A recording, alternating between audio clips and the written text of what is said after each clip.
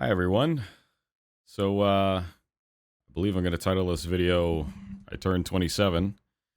I guess this is going to be a video about, when you get older and things I wish I knew or wish I did or glad I did and stuff like that. This is going to be and to like, I don't know, add some kind of weird thing to it. I'm just going to be, actually, I'll keep it in my hand. Just some, I don't know, peaceful visuals. This is my Minecraft world. If anyone watches my Let's Plays, that's the house I built and all that stuff, but abruptly ended the series on the Let's Play channel. But anyways, you're not here for that. You're here because title's called something along the lines of like, I just turned 27 this week or something. And yeah, so I don't know. I thought I would take this moment to just reflect on life and like, kind of like warn anyone if anyone's been on the journey of like, it's more than now than ever to be someone who wants to be like a content creator, for example, right? So let's go back to like the year, I don't know, even like near the start of YouTube, right?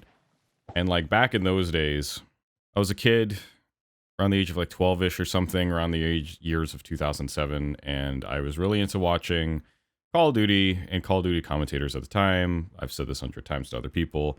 People like seeing Anderson Hutch and like Tabes and stuff like that. You know, you're a kid who plays Call of Duty, so you look for Call of Duty streamers and all that stuff. Not streamers, YouTubers. And, the content grew from there. Then there was machinima. Then there was all sorts of things that grew as that went on. And, I liked content creation. I would get home from school, just go to my room and just kind of play on my Xbox, and I would just watch YouTube videos, and I was discovering music for the first time, especially when you're in middle school and stuff. You just kind of try to find your identity at the time, right? So you kind of latch on to anything that looks interesting or intelligent or similar to what can just make you feel better about yourself or feel like you have a place to belong in.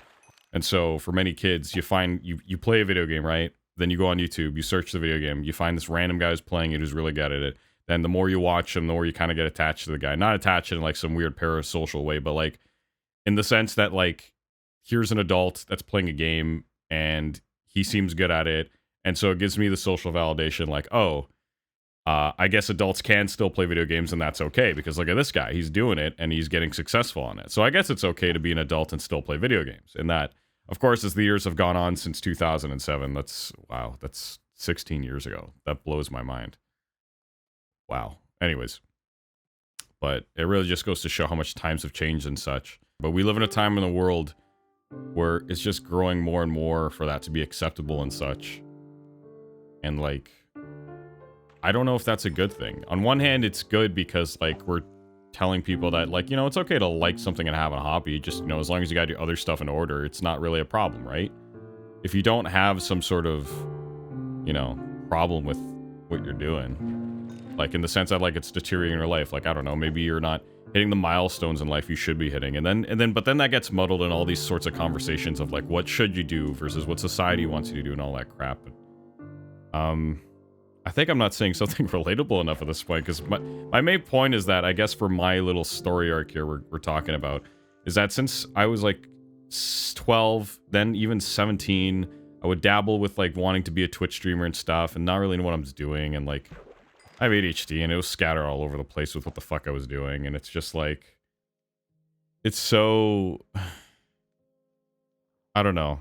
It really is like falling for the yellow brick road or like the idea of going to Hollywood and making it type thing because, oh, if so can do it, I can do it. And you just don't realize the numbers are so small. And I hate that these turn into these depressing things about how, I don't know, either about my failures or like how like I've been duped or something. Like it sucks to be vulnerable all the time because I realize on my BRP Raw channel I do a lot of this lately. Where I'm kind of sitting down and talking about something a bit depressing, and I don't want that to be the channel. But the thing is that like I like to make content for this channel that if somebody needs it, I hope the YouTube algorithm will give my conversation to them when they need it, right? I don't expect this to get views or anything like that, but I would be lying to myself saying I wish it did. It's that will always stay with me, this weird validation I've had. And, if I watch this guy named Dr. K, everyone knows who he is, Healthy Gamer GG, and he's had many content creators on board, and they all have the same problem like I do, where it's like, you don't feel enough, or blah, blah, blah, and that's what drives you. I mean, that's even what, like, drives CEOs to be CEOs, because they can't ever get enough, or enough validation for some reason, right? And it's prevalent with people who are entrepreneurs, CEOs, people who feel like they need the validation of other people to feel successful. And it's weird. But, like, I don't know. I try to see the silver lining in that. Like, I have these traits, you know? I've got a deep voice. I can articulate a thought more or less fairly well. I can hold someone's attention a bit. And it's just like, if I can meet the silver lining of actually helping people while doing that, why not, right? If my thoughts and my vulnerabilities and my failures can act as a roadmap, or like I'm doing this video as some sort of guidance or entertainment, then where's the problem necessarily, right? I don't know. I'm getting too much into myself again, but it's I only know myself the best, right?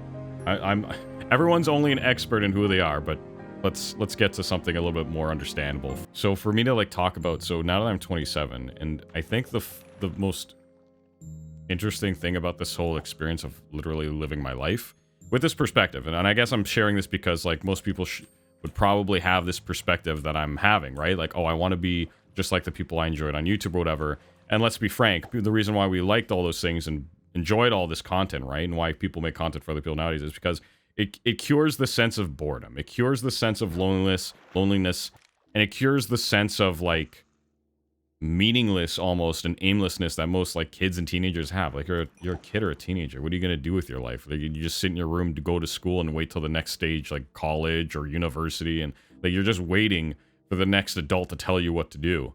And you know, it's just, and so these people on YouTube or whatever, they kind of just distract you, right? A funny parallel to that is that they say, you know, people like buying things for their homes and designing the insides and cutting the lawn on the outside. Like, the reason why we like doing things like that for our homes is because we're all trying to avoid the idea of death.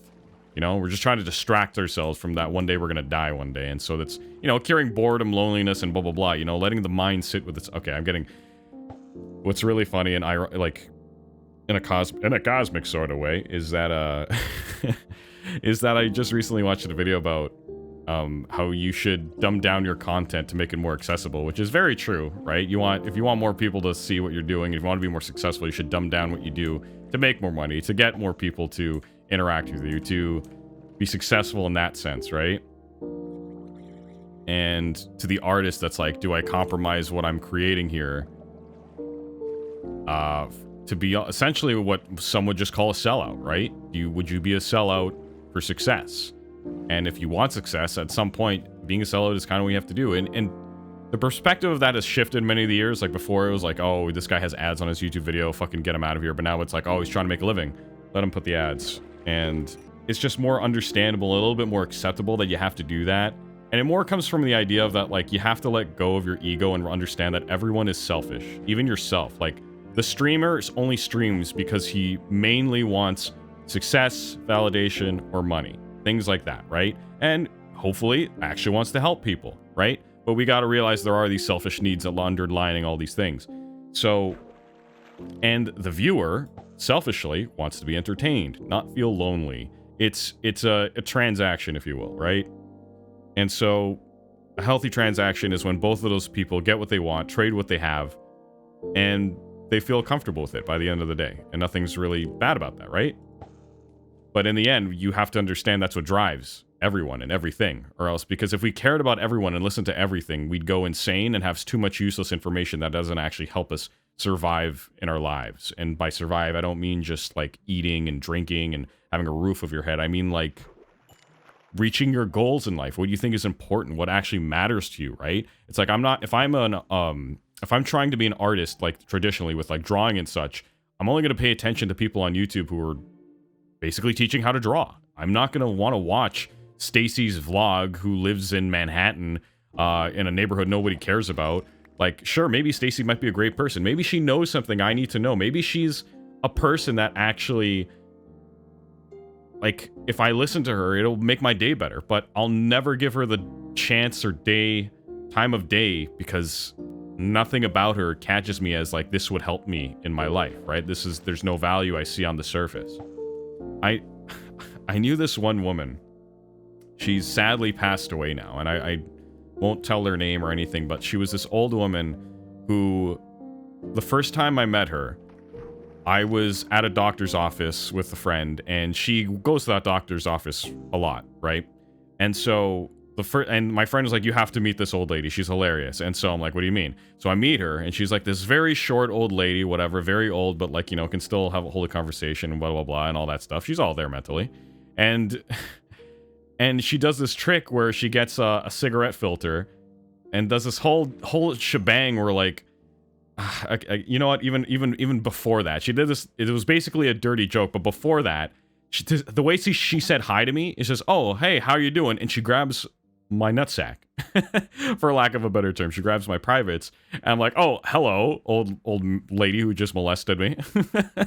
But like, you know, it's when you look at it from the outside, it's hilarious. Like some kind little old lady just like fucking grabbed my balls. It's just flat out. That's what it was. Okay.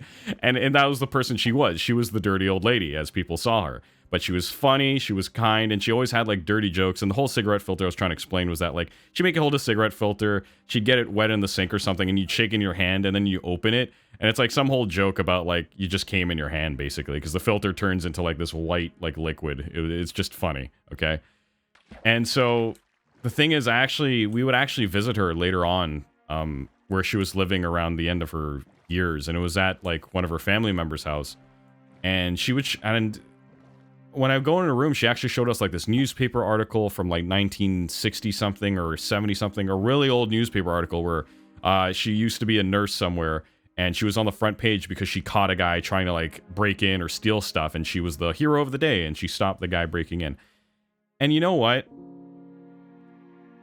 She ended up like passing away sadly in her bed, and like just I don't know. She was also taking a lot of like medications just to stay alive, like a lot of medications to where you're like, I can't believe she's taking this many just to stay alive.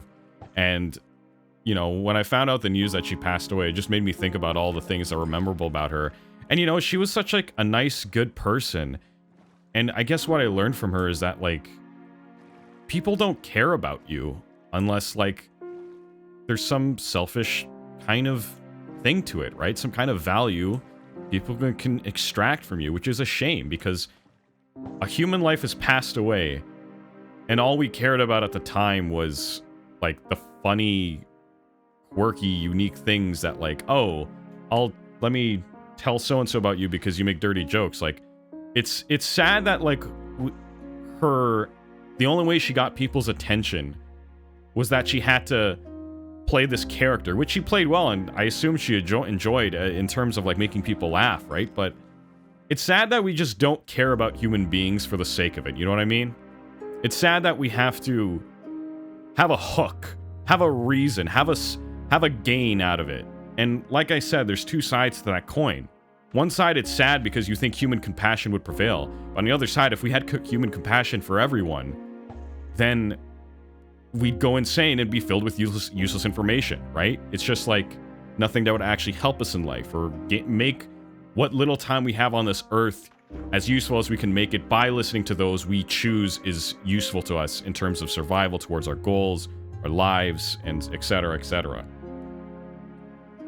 And so this woman, she was like a great, kind-hearted person. Now, let's be real, everyone's got their flaws, and when, you know, I would hear about her family was actually not too fond of her. She had some things they didn't like, and the stories she would tell from her perspective, her family didn't sound very nice at times, but what family's perfect? You know, what family's perfect? And I'm not going to go into details, and I didn't get a lot of details, but you know, an old person will vent if like they're having family troubles and stuff, but it was nothing too crazy or serious, but it was enough to be like, okay, so there's conflict in the family, basically. Yeah, so she, around the end of her life, like luckily she had, you know, a family member to live in the home around her rest of her days instead of a retirement home or anything like that, but it was just sad to know that like, and when she passed away, she was in her bed and they found her. And for some people, that's how they want to go. For others, it seems kind of a shame, right? We all live our lives like to our fullest, or not even thinking about things like, you know, when you're a kid, a teenager, whatever, it doesn't matter. But when you're an adult, you think like, oh, I got to start a family, I got to get a career, all the typical Western ideals of like living your life, right? And no one really thinks about how they want to end it. no one really thinks, or not in terms of like suicide, for example, but more in the terms of like, you know, when my time comes, how would I would like that to be and look like? And we're so afraid of death and all that that we don't really consider that. And why it comes into situation with her story is that I couldn't guarantee she never thought she would end up passing away in her, you know, in her family member's house, in a bed, in a room that was kind of covered in crap and stuff. Like, she wasn't the most cleanly person, but she also didn't care at the same time. But like, it wasn't a glamorous place to pass away, and it wasn't like a glamorous way, you know? Full of pills, no one really sees you too often anymore. Your family kind of has conflict with you, so they don't really want to be around you too often, but they will to, you know, like, hey, do you need some, here's dinner, you want something to drink, stuff like that, right? It's just, a human life has so much potential, yet in many points in history, there's wars, and there's famines, and there's dictatorships, and there's all ways that human life has been tossed around like it's garbage, like it's a rock. And we're living one right now. Whoever's listening to this, you have a life. You're experiencing it. You're listening to me talk to you.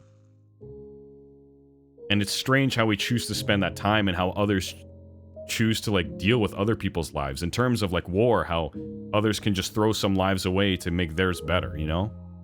The value of human life seems to be quite relative, or, you know, you can even take the black and white ideal and say it means everything or it means nothing. Or I don't know. There could be a gray line that I'm not exploring properly because I don't have very much, you know, knowledge or expertise in that, but that's besides the point. How does this relate, Peter?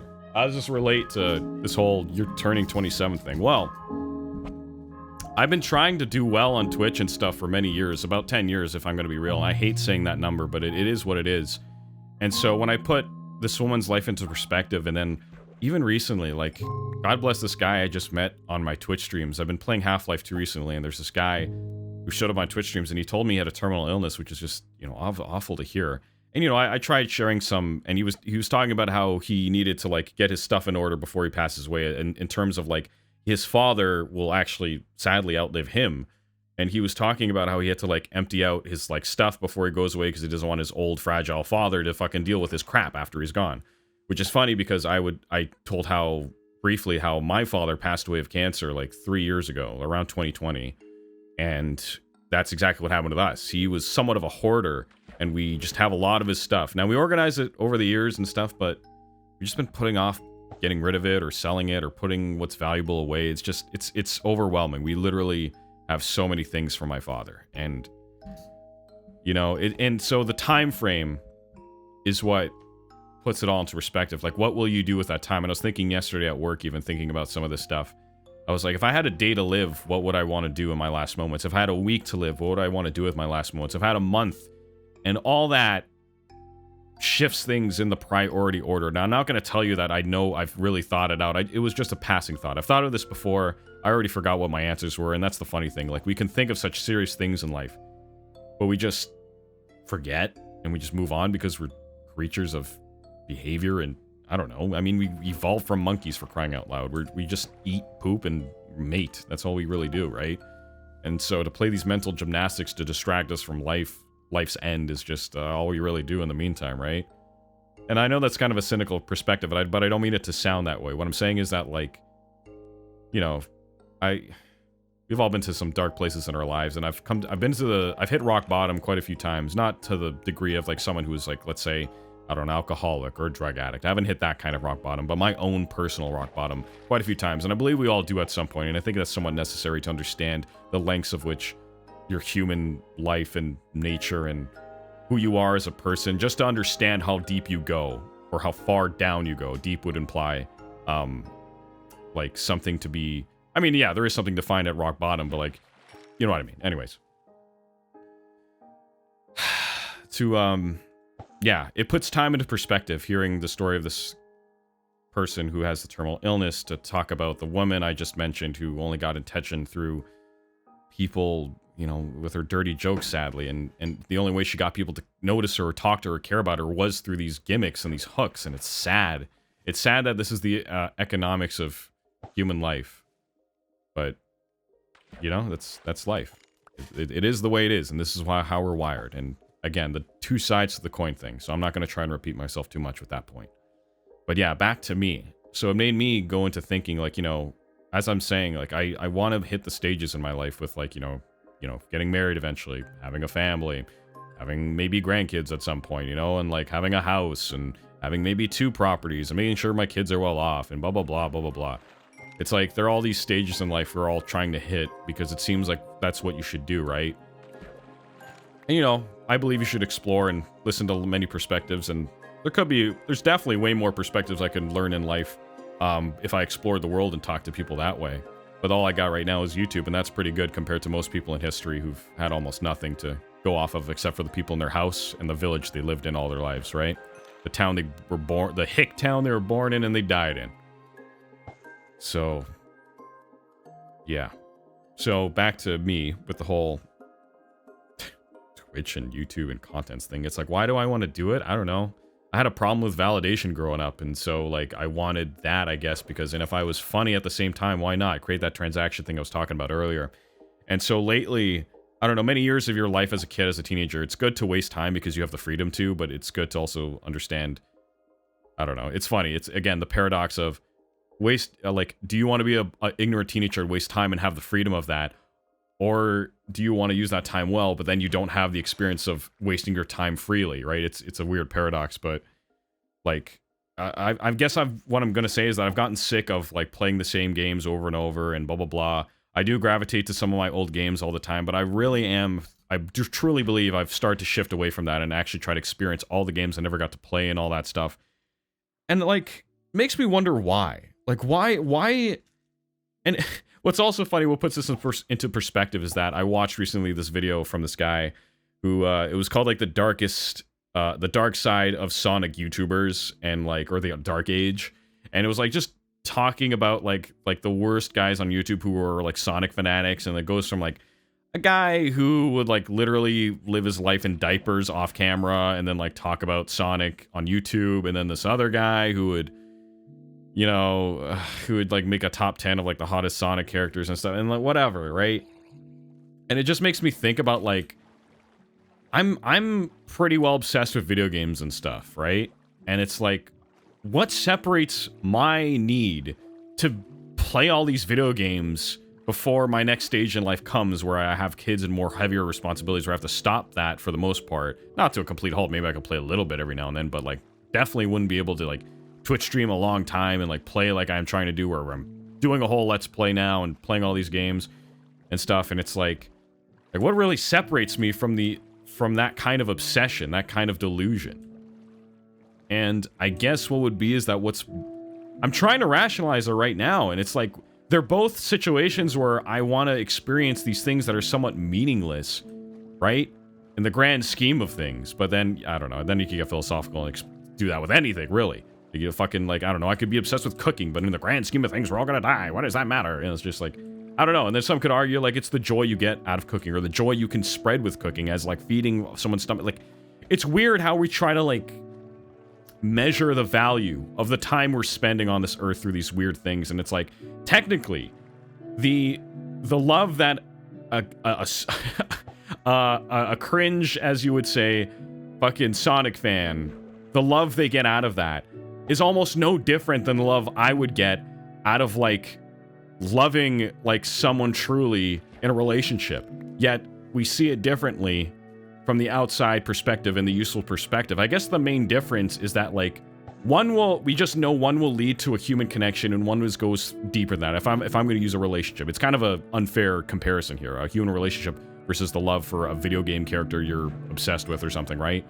It's a bit unfair because the end goal in life, I've come to discover, is basically just human connection. That's all we're seeking in the end. The biggest thing we all seek in life is status and human connection. And we like status because that leads to people respecting us in terms of human connection, right? We're high in status, high in the hierarchy, high in the group, right? So it's just, that's what we all seek. And it made me realize the other day, it's like, you know, I grew up as, like, a kid who really loved music. And I was one of the not a music nerd, but, like, music was my identity, and it still stays that way, right? Where, like, I grew up with pop punk, punk rock, And then like I moved on to like more industrial stuff, like bands like Health, and now like and bands like Brand New, and recently like an artist called like The Midnight who does synthwave, and it's just these different phases of my life where I'm attaching to different music.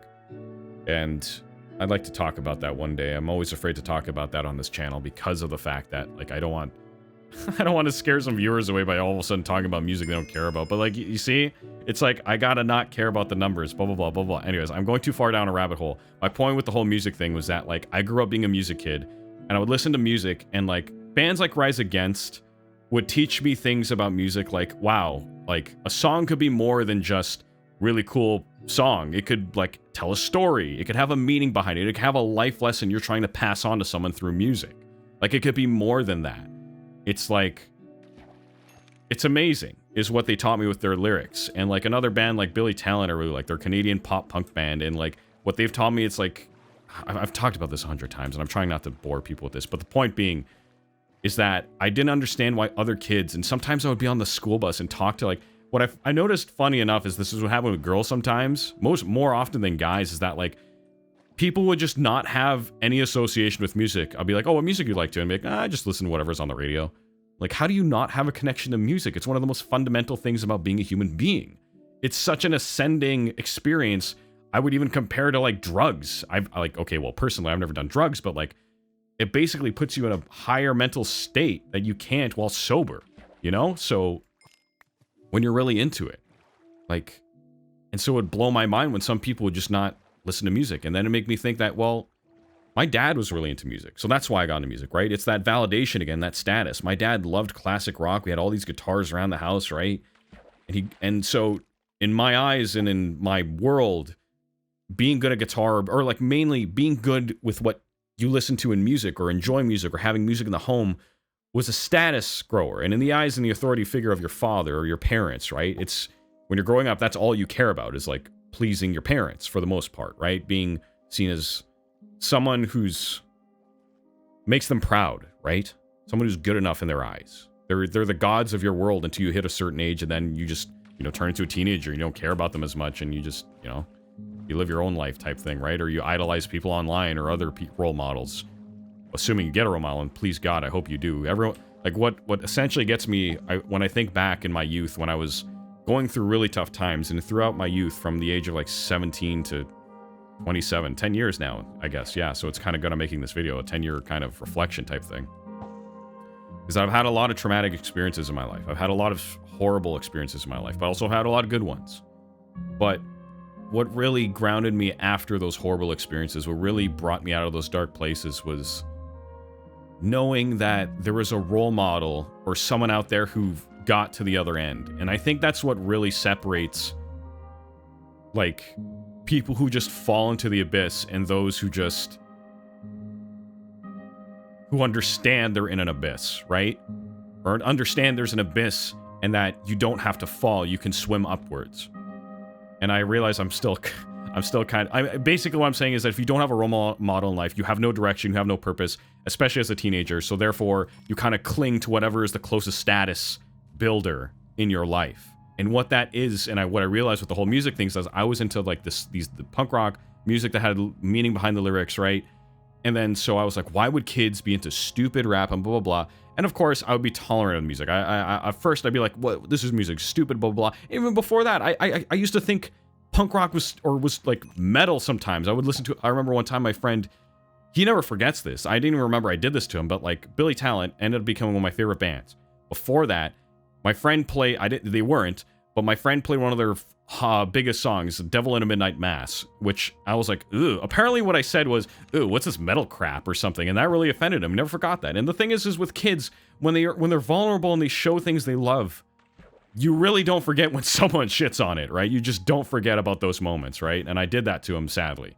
And funny enough, I don't even remember that moment. And then it became one of my favorite bands of all time. So ironic and all that crap. But when someone doesn't have something to latch onto, no role model, they seek to the closest thing that will become the status builder. And when you're a kid in a house who just like doesn't have the music thing or whatever, it made me think about how people who gravitate to the top 10 Billboard songs, I'm like why do people like these artists so much? And like, why do they make them feel so good and stuff? And it's just, it's either they're saying lyrics or like the music in their lives, like the music they make will have lyrics like for the Backstreet Boys, like, for example. I've listened to this book called Hook Point, and it talks about how like his girlfriend, the only reason why she got into like the Backstreet Boys is because they would sing songs that would speak to tweens that are going through like heartbreak or like relationship things at the time, and they would talk about, oh girl, you're beautiful and all that stuff, and like don't rip my heart away. An adult will never use words like that, but a teenager will think those are just exactly how they feel, right? But they can't rationalize it, they can't articulate it properly. So then here comes the Backstreet Boys, and or NSYNC or whatever, and these boy bands that just put girls' feelings into a box they could understand better than they could, and then they just become loyal fucking attachments to their music careers, right? And that's just how it goes, and that's why I'm attached to my artists, right? I saw myself in the singers and in the lyrics and in the rage that punk rock created, you know? It's just that kind of why the youth tends to be punk rock, because we're all kind of just angry people, don't know how to deal with our feelings. That's what it comes down to. We're people who don't know how to deal with our feelings, and music is the easiest way to tap into those feelings and to have lyrics to grab onto. Like, let's say you are going through a breakup, makes you even listen to that artist even more, or like that song even more, and that's how music really grabs you. So again, when you're aimless and all there is in the world, if you have no sense of direction or role model in your household and in your world, in those type of things and social things, you could have a great father or mother, but they're just not necessarily cool or very that in touch with social status, right? Maybe they're goofy, you know, will kiss you on the forehead at school type parents, but like they and do all that pretty well, but you know, they're not really cool. And so to gain be relatable with people and connect with kids at school, you just need something better. And so that's when the top, you know, the Billboard top 10s come in, and like fucking Drake and Taylor Swift, and not to diminish these people and their art and their music and stuff, because even just yesterday I had my Spotify playing, and it was the DJ AI thing just recommending me music, and like some of the songs that would come up, like, this is pretty well made and I like this. And like, I'm someone who likes to think they listen to music that is somewhat, maybe not underground, but you know, a little bit not, at least it's not mainstream, but it's popular enough that like, oh, this is pretty good music, and it's just done slightly differently. That's, I guess, how I would comment on my music taste, if you will, right? And I found that like these songs were blending into that taste I identified myself with, and I look over at who made these songs. I'm like, oh, this is Ariana Grande. Oh, this is Tovlo. Oh, this is Selena Gomez. Oh, this is U2. And I'm like, wow. These are the songs I don't hear on the radio that, like, wow, these are pretty great songs. And it just makes you realize that, like, sorry, that it doesn't make you realize. What I'm saying is that, like, again, to the point to not diminish great artists for popularity, but it makes me think about, like, how, you know, when people get, like, in the 80s, for example, they'll get into the 80s music, they'll wear the stupid clothing and the big hair, and they think it's cool at the time, and then 10, 20 years, they look back and like, what were we thinking? What they were thinking was that was what was in at the time. That was what was cool. That was what gave you status. That is what made it so someone would look at you and would accept you as someone with high status, or someone worth accepting and worth hanging around and seen in front of other people to hang around, right? And gave human connection in the quickest and easiest way possible. You fit in. And so when I see these kids nowadays with, I call it the broccoli haircut, where it's just the fade on the side and the curly hair on top. I'm like, why do these young fucking kids think this is the coolest thing ever? Like, why do they think this is like the hottest thing ever? And it's like, that's what the big rappers do. That's what the big top 10 people do. It's just like, that's how they look. So if you want to perceived as someone with status, you dress the part, right? If you have no role model to ground yourself in something a little bit more meaningful, you go to what the quickest fix is to be accepted. And it's not something to be ashamed of. For anyone who's listening to this feels they feel in that category, I'm not trying to shame you, because I've been in that part with the whole music nerd thing, right? I fell into a box I felt suited me, and I was basically jumping after. I'm no better than the person I'm calling a broccoli head, basically. I'm no better, because it comes from the exact same place.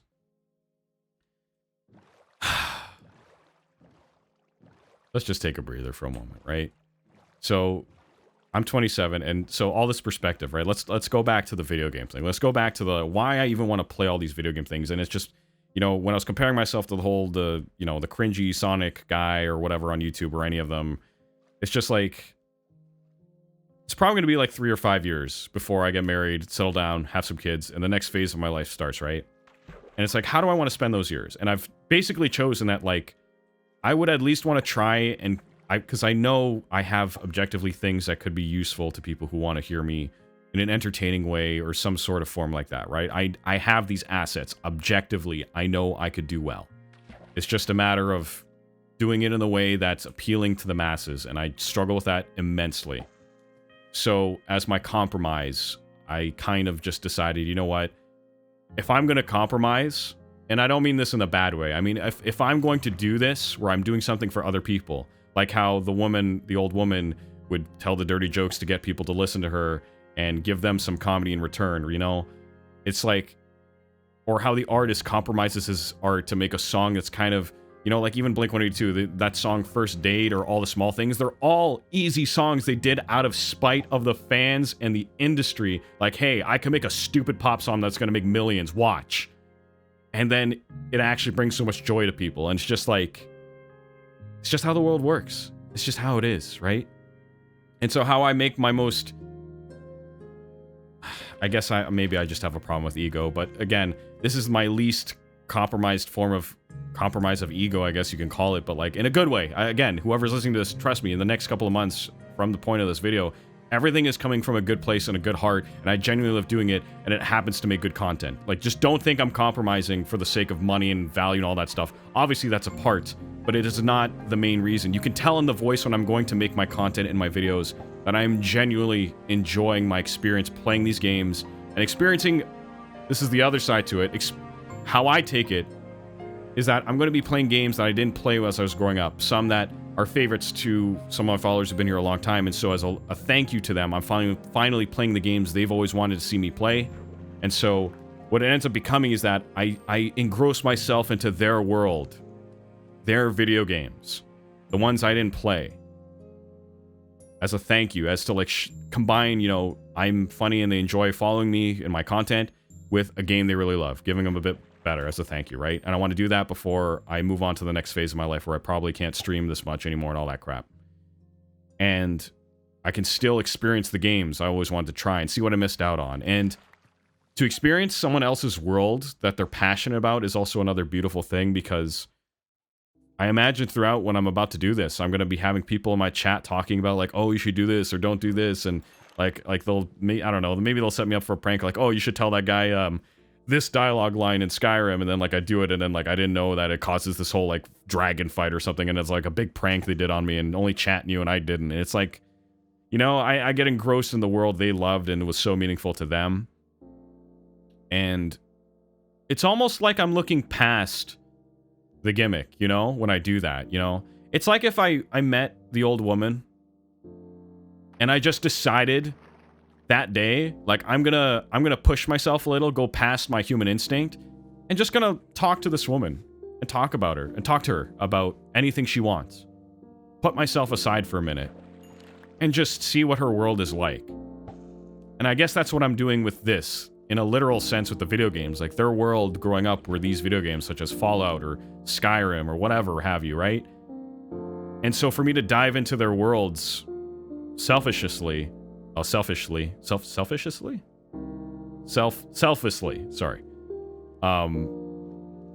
I don't know. It's kind of my way of like breaking through that sadness that comes with only listening or watching or hearing what we want to hear or think is useful, quote unquote, to us, what's valuable to us. It makes me find, I don't want to say a silver lining, but kind of like a loophole in the system, I'd like to say. Although someone listening to this could probably be like, nah, you're an idiot. I'm going to type in the comment right now how you're basically on this side of it, of the two, and you're not in some kind of loophole you found, you pretentious bastard. And that's just the self-talk in the back of my head. I don't have a lot of negative comments on my channel. Barely any, but if I get popular, I don't even know if I'm ready for that, but I'm going to have to be, right? There's always going to be a critic. There's always going to be people out there who aren't ever satisfied, and boy, God, do I know what those people are like. Boy, God, do I know what those people are like, and it's in spite of those fucking people is why I try to make helpful, entertaining, funny, stupid content that makes people laugh, think for a second. I just, again, talking about the last 10 years of my life and all the traumatic experiences, I can't get into detail out of respect for all the people involved.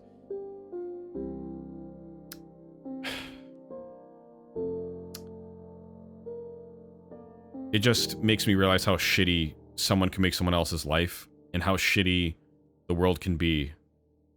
And so if someone ever does like comment a bad thing on my channel, yes, it'll probably sting and I probably won't be immune to it, and I might not get over it, or I will get over it. Who knows? I don't care. I just know it's worth it for me to put out something stupid and cringy that makes someone laugh than to not. Because if it's something deep down I want to do, then I'm living my life, right? I don't want to get too philosophical and like find out like and talk about like, oh, do these wants even come from what I want, or is it what society built in me from a young age? Like, is my love for music really mine, or did it really just become something that I wanted to please into the eyes of my father and mother? You know, it's just fuck that shit. Well, I'm just saying, it's like I just know at this point I like this, I want to pursue this, and that's it. And you know, it's like I'm gonna have to get a busier job. I'm gonna be having kids eventually. And before then, it's just funny that I've decided that for the next at least year or two, what I want that to be is sitting in front of a computer and playing a game intended for children and to get their money. It's like, cynically, that's what it is. And it's kind of funny that way. But I guess when you Twitch stream it and you put it on YouTube, you're kind of throwing out that line of human connection. So there's a bit more to it nowadays than just playing like, it'd be very different. I don't know if it would be better or not now I'm thinking about it. I think it'd be different, I would say, if I would just play all these video games on my bucket list without streaming them. I think, yes, I wouldn't have to worry about entertaining people, blah, blah, blah, and I can actually experience it naively, for the first time, blindly, genuinely, without anyone else in the room, right? Just a genuine experience with me and some kind of video game, and some kind of experience from that video game. Or I share my first experiences with people who've played the game before and connect with them. And I guess there are times where I do like playing the video games alone, but you know what I just realized? I really don't care anymore to play video games alone. I find myself a lot, actually, recently, that when I come home, I'll spend way too much time awake doing whatever. And I find myself not wanting to play video games on my own anymore because I'd rather create something. I find myself editing and like working on the Blue Ranger Peter stuff on my channel way more anymore. It's like that dopamine hit I get now only comes from working. I don't get the exact same, and then like I do get the enjoyment from video games, don't get me wrong, but like it comes more when I'm sharing it with someone and it feels better. Now, last night, an exception to that is like I did play a game that I always wanted to play that I never got to play, like Donkey Kong Country 2. I played Donkey Kong Country 1 a lot. If you go check out that video on my Let's Play channel, you'll hear me talk about how I was really into the first game and blah, blah, blah, and I grew up with it. One of my first ever video games. But, yeah, I mean, some video games you'll hear and see on my Let's Play channel that, like, I just want to play for myself, and I don't care if anyone's in the Twitch chat, and I do take that attitude with everything. It's just to open the door while sitting on the couch playing a video game to someone who's, like, peeks his head in and like, oh, I know that game. Can I watch you play it? And they're like, sure. And I'm like, sure. And then, like, I don't know, I do some stupid shit they wouldn't have done in the game, and they see someone else's experience, enjoy something they love too, and it's just nice, you know? It's just, that's what Twitch was all predicated on and all that stuff, right? So, human connection, and I always forgot that. Because to break through the mold takes a little more, but I'm gonna shut up about that crap. We're not here to talk about that. So, I don't know. I'm 27 now. 10 years ago, I've had the same goals of, like, I want... and other ones, such as, like, sleep, exercise, and diet. Although I've been getting better at it. I've been falling off the horse lately, to be honest, but I'm gonna get back on it again. It's not a streak. It's getting back on the horse. Doesn't matter if you do 3 and you miss day 4. Just get back on day 5. The streak doesn't matter. It's doing it is what matters. And yeah. And so, to decide that I want to do this, I guess, is just... I don't know. I don't know if it's healthy or not or whatever, but I just know that, like, instead of just playing the same games I did all throughout my youth and finally experiencing new games and all that stuff, like, this is more worth it to me right now. and to create for people before I go out with a bang, to say I finally did it properly for the most part. I don't know. Properly in the sense that, like, created something that's actually watchable and people enjoy objectively, and it's not like some guy recording his TV with a camera and, like, bad audio and trying to be forcefully funny. I don't know. I'd like to think my content is objectively good. To a degree, obviously. I say to a degree to save my ass, you know? There's always that someone who's gonna hate you, but who cares? Life's too short to really care about haters, even though you're gonna have to. We're all human. We all have emotions. We're all weak. We're all vulnerable. Whatever. So, I guess I can't really talk any much longer, but to end it off, if I was to give advice to myself or advice to other people, I hope this whole story of me saying, like, you know, how I spent my last 10 years chasing a dragon almost and not doing it properly, and ADHD and being thrown around. Also, I didn't know I had ADHD for many years, so that put a wrench in my gears for a really long time. So, I don't know. If you think you have ADHD, go research it on YouTube, hear people's stories. But anyway, sorry, that was a whole nother tangent. Anyways, I might make a video about that one day. About how I found out I had ADHD and, like, all that crap. Anyways. I had to, like, talk about, you know, I've been like I was just saying, I was chasing the same goals for 10 years. Is it still worth it anymore? I feel like my biggest fear and the saddest thing I hear too often and I worry about a lot, because this happened, I'm afraid to say this right now, but kind of chokes me up a little, but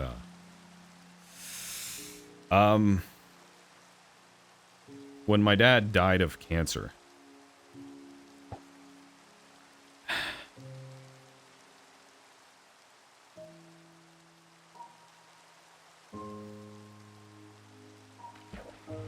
sorry, I'm just collecting myself.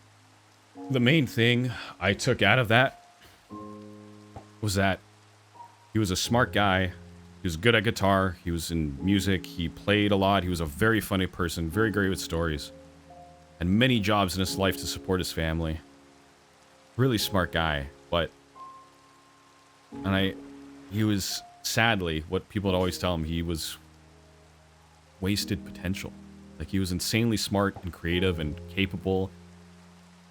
But that was the worst thing, you know? And to be honest, he ended up in that situation, honestly, in ways that he couldn't control, and were kind of unfair. Yes, we can all have the perspective of, oh, if you're in a bad situation, you go over something horrible, you can always have control. Well, some people just can't, and some people have to make the best with what they have. And I can honestly say my dad did that for the most part. And then other times, you know, life is so hard, or life is so difficult to balance. It's just... Basically what I'm getting at here is that, like, if from looking back at my dad's life and stuff, if anything, he probably had also undiagnosed ADHD all his life from the way he acted and such like that, and his habits and his behaviors. But, like, even my mom, to be quite honest, but it's just that it makes me, and that's the thing, death puts life into perspective, right? And I'll even share this, is that, like, even when he was in the hospital, I was planning to be a career in design and animation, and I was reading all the books, putting down all the information, listening to all the courses on how to build your first own business, and like doing like quick animation for people and stuff like that, right? Like for commercials and like on Fiverr and stuff like that. And then at some point, I don't even remember why, in the whole experience, I threw it all away. And not threw it away, but I just decided to stop and start making YouTube again. And that's when, if you go back on my YouTube channel, my main channel, Blue Ranger Peter, my first 2 videos of exploring VR chat, I made those, and they're kind of crap videos, but, like, I made those while my father was in the hospital.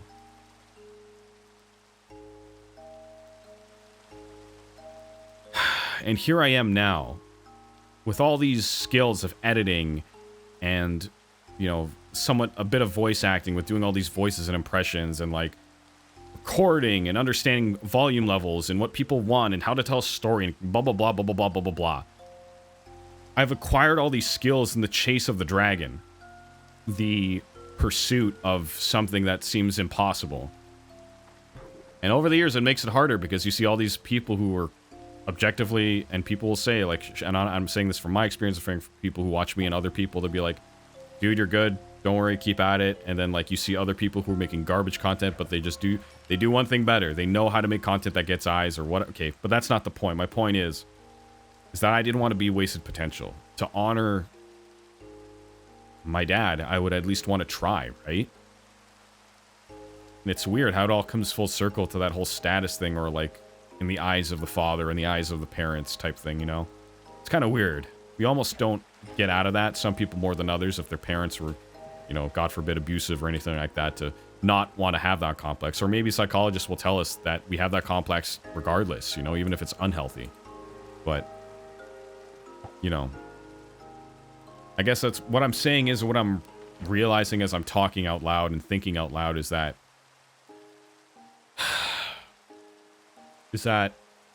I at least, you know, if I quit now, I don't ever want to know.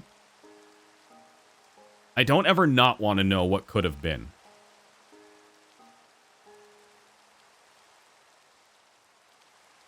And I think that's why I'm doing this. And growing up, I missed out on certain video games, and it's a naive thing to still think about when you're 27, but they still bring me joy, and I find it worth enough to know that. Now, if I had a year left to live, maybe I'd play a little bit of those games. Maybe I'd just watch someone Let's Play it. It definitely wouldn't be high on my list, but I still got my whole life ahead of me.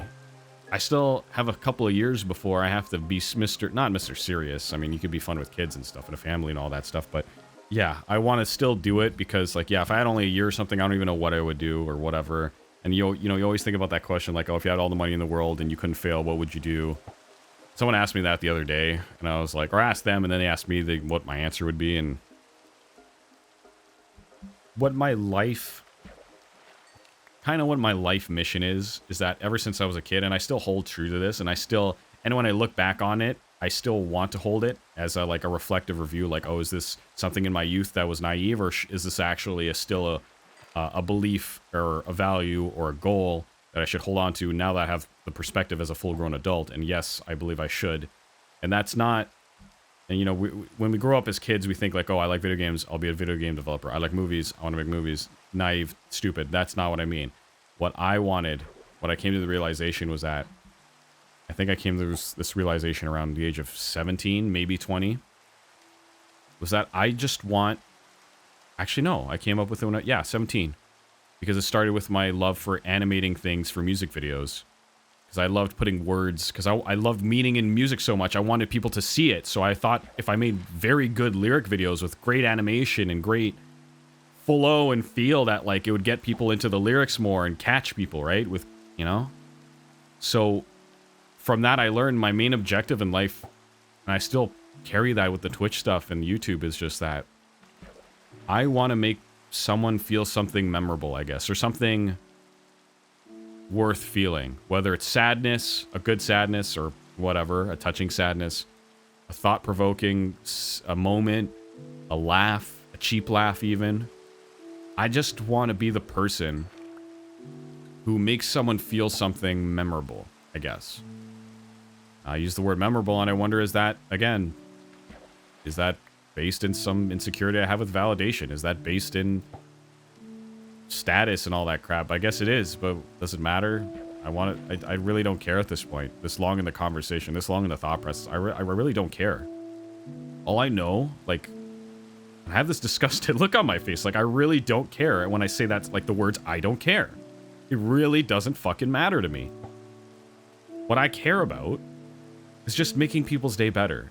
And again, linking to how I know the world can be a shitty place. How someone's made my life shitty at times. Like, the world is a horrible place. But also can be a great place. And I want to be one of the people who makes it a better place. And I'm not here to fucking talk about, like, the intricacies of that. Like, oh, this is a better act than this. Marginally or whatever, right? Feeding the homeless versus making a video on YouTube. Pain is pain, and people have different measures and different levels and different situations and different, You know, it's like the celebrity who complains about the fame no one cares about because they can't relate to it and aren't there, but the pain is still real, right? It's like they deal with unique problems no one will understand, and they're alienated in that pain. But it's still pain.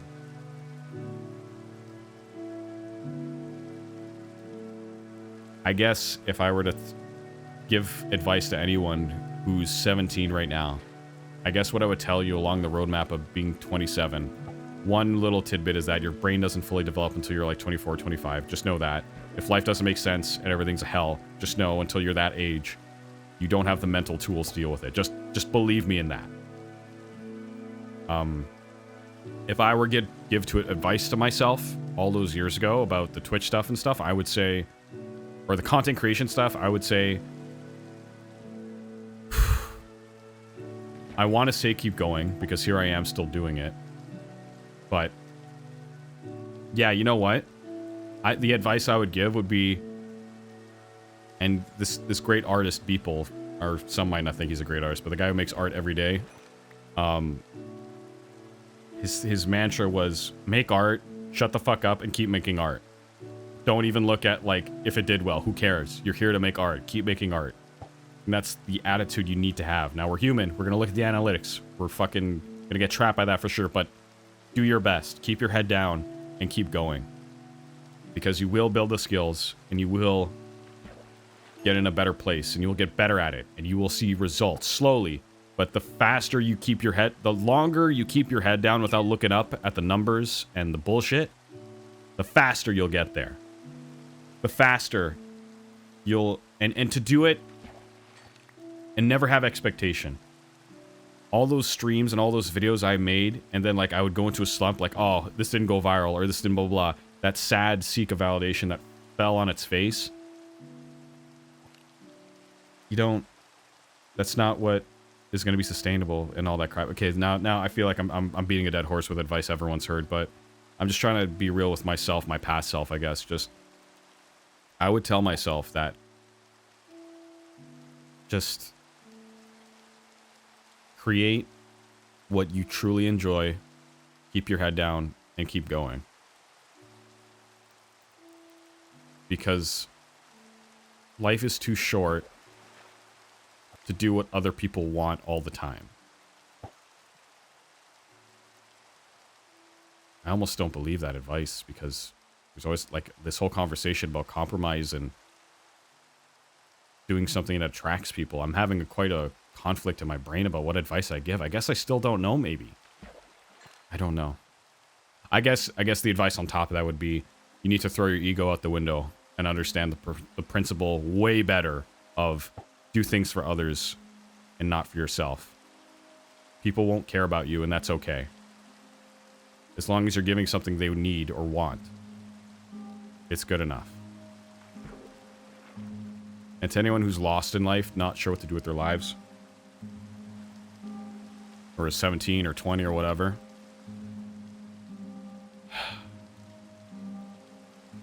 the advice I'm about to, I would give, I'm actually not going to give it. Because I'm going to hold it, because it's going to be the stupid, same typical crap you've heard millions of times. I would start with having a perfect sleep schedule, a perfect diet, and a perfect exercise routine, because you're living life on a hard mode if you're not. That's where I would say start your fucking journey. Because once you're in a healthy place, physically and mentally, the world becomes a brighter place to see farther onto. It makes it easier to see the roads less traveled, or the roads that you could travel. When your mind isn't fogged or covered in fog or bogged down by the complexities and the confusion of the societal pressures and life, and nothing is for sure and no one knows what they're doing, when you can just sit there healthy, rested, and calm, that's when you're gonna hear the voice in you. Not the one that talks in your head, not the one that like you talk to. The one that doesn't even have to say a word, but you can hear what it's saying deep down. That's when you're gonna hear the voice the strongest, the best, and where you're gonna know where to take yourself in life. And if you don't know where to take yourself in life, I would start there. And if you need a practical word of advice to where to take yourself, go to where you think is the best place to be. And then when you find out it's not, do it again, and find the next best thing. Because once you found out the first thing was bad, now you know for the next venture. And that failure becomes knowledge and usefulness to the next venture in your life. Fail fast to move forward.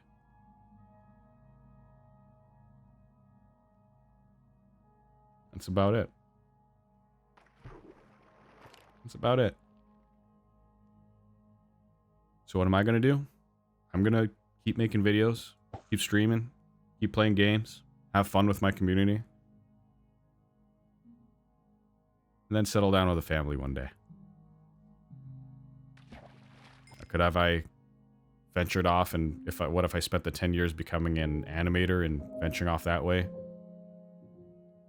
I would have maybe regretted it, because then I would think, well, what if I could have been a Twitch streamer or YouTuber? And right now I'm having the moment, what if I had stayed an animator? Because I was really good at that, actually, but I gave it up to do this. Objectively, it could be that the animation thing was a better choice for me in the long run, but I think the main point is that, am I happy with the decision I have, even if it might not have been the best? And I'm going to say yes. I'm happy. Because I've learned a lot. I've met quite a few people, even through just my screen. And, that's all I need, I think. Thank you for watching, and, if you enjoy Raw Talks like this, my name is Ranger Peter. I never have a script when I make these videos, but I always have an idea in mind, so everything is raw. And yeah, hopefully I see you in the future here, and hopefully this video's helped you in your life. So, see you next time. Cheers.